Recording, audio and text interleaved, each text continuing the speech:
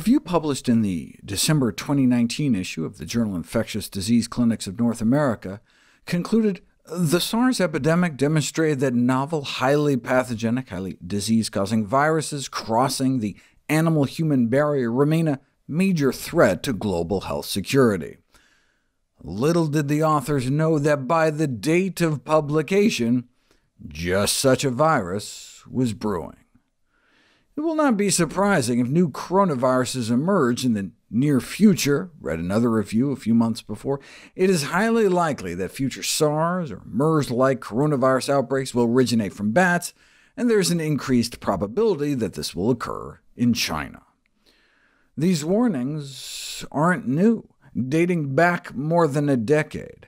The presence of a large reservoir of SARS-like coronaviruses in bats, together with the culture of eating exotic mammals in southern China, is a time bomb.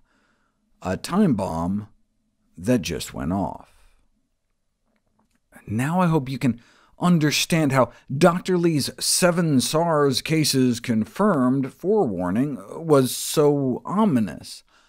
That's why I did the last video about SARS, because it gives some context. It wasn't the SARS coronavirus he found, though, the cause of SARS, severe acute respiratory syndrome, but instead a virus that would come to be known as SARS coronavirus 2, the cause of COVID-19, short for coronavirus disease 2019.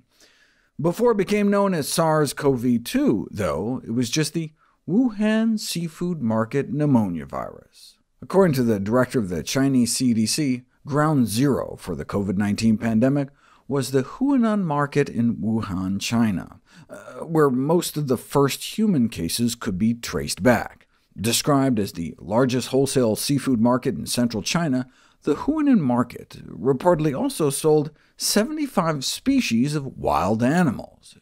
If you want to see what that part of the market looked like, you can go to bit.ly/Hunan market, but I'm not going to show the photos because some may find them disturbing. Although there are fish coronaviruses, 90% of the samples that turned up positive for the virus were found in the section of the 500,000 square foot seafood market where those photos were taken, the part that trafficked in exotic animals sold for food. The fact that the genetic sequences of the viruses obtained from some of the earliest human victims were 99.9% identical, despite the rapid mutation rate of coronaviruses, suggests the current pandemic originated within a very short period from a single source. Although there have been documented reports of the original SARS coronavirus escaping from laboratories, the fact that the COVID-19 coronavirus was optimized for binding to human cells in a novel way suggests that the new pandemic we now face was not made in some laboratory, but rather through natural means, though to lock in the necessary mutations, the animal host would probably have to have a high population density. The new coronavirus appears to share a common ancestor with the original SARS virus, for which it's about 80% identical, but it's more than 95% identical with a coronavirus found in a bat in 2013. The current thinking is that the COVID-19 virus originated in bats, but then jumped to humans only after passing through an intermediate host. The pandemic emerged in winter, after all, when most bat species in Wuhan are hibernating, and no bats were reportedly found at the Hunan market. There were labs in the proximity of the market where bat viruses might have escaped, but the virus was found in environmental samples taken directly from the market. Unfortunately, the market was closed and cleared before the animals themselves were tested, complicating the forensic search for the source. In the case of SARS, the intermediate host between bats and human-to-human transmission was the civet. In MERS, it was camels. What was the intermediate host for COVID-19? The leading candidate for the stepping stone civet of the current outbreak is the pangolin. Also known as scaly anteaters, pangolins look like a cross between a sloth and a pine cone. But between the demand for their meat as a delicacy and their scales for use in traditional Chinese medicine, pangolins are the most trafficked mammal in the world. Pangolins are served in high-end restaurants in China. Once the order is placed, the animal may be hammered until it is unconscious, and then slaughtered in front of the customers as a guarantee of the meat's freshness. The blood is drained and usually given to the customer to bring home or use to make pangolin blood fried rice. Coronaviruses from 2 separate batches of diseased pangolins being smuggled into China were found to be about 90% identical with the COVID-19 virus. Not only is the pangolin the only other mammal found to be infected with SARS-CoV-2-like viruses, but the critical receptor binding region of the pangolin coronavirus spike protein is virtually identical to the human strain. Work is still underway, but whichever the animal was, that one meal, that one medicine, may have ended up costing humanity a few $1 trillion and a few million lives.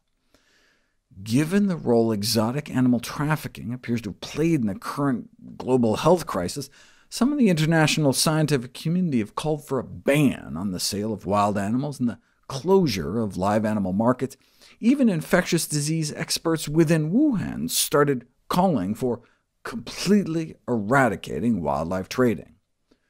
On January 26, 2020, the Chinese government responded, announcing a total ban on the trade and sale of wild animal meat, reportedly shutting down or quarantining almost 20,000 wildlife farms across 7 Chinese provinces, though the ban is only set to be temporary.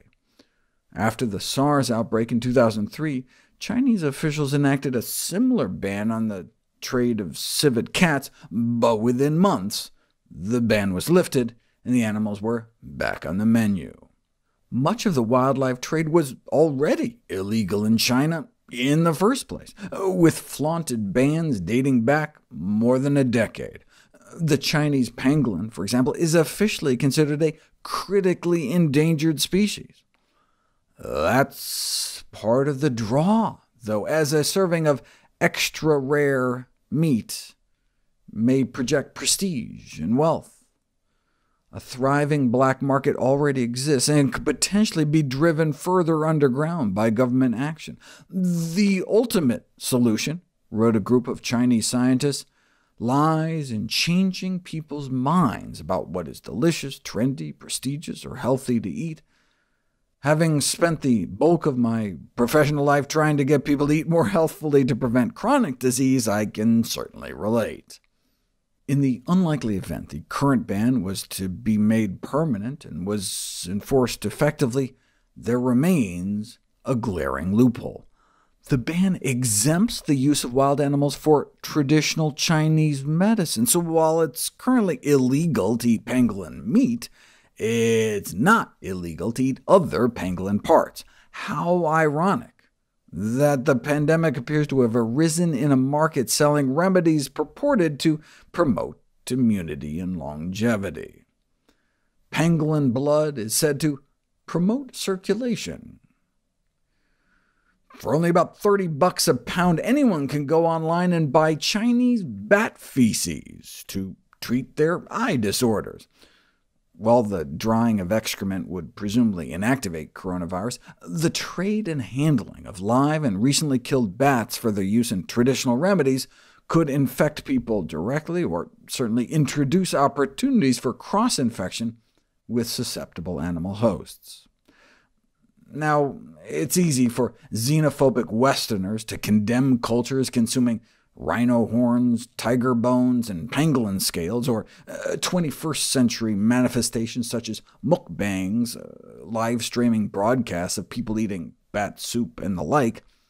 But, as I discuss in my new book, the last pandemic, the 2009 H1N1 swine flu virus, arose not from some backwater wet market in Asia, but rather was largely made in the USA from industrial pig operations in the United States.